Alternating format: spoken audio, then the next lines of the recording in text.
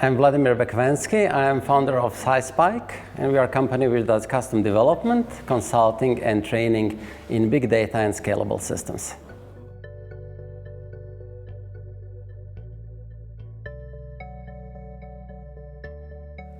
So Data by the Bay is a very exciting conference because you meet so many people with different ideas, different problems, different questions, and there is a great sharing that happens. And what I particularly like as a speaker, people are more encouraged to approach me, and the sharing becomes even more intensive.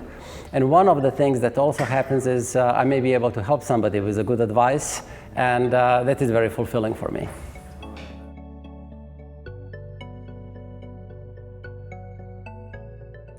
So data is cool these days because now we have the means to gain some wisdom out of this data. Before data was collected, it was stored somewhere, and we did some most primitive processing on this data.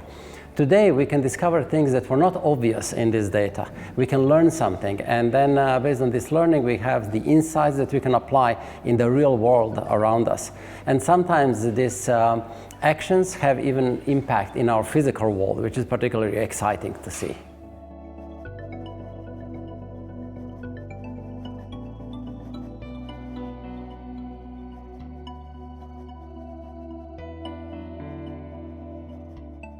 So on the practical level, the main insight was the availability of a new technology, which is very exciting because it gives us excellent performance, and also it gives us ability to express ourselves in a more productive way.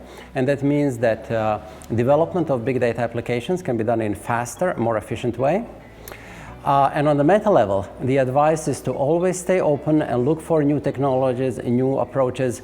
Don't get stagnant in popular solutions, which may not be the optimal match for your problem. So constant learning, exploring, trying out things, and always try to improve on things.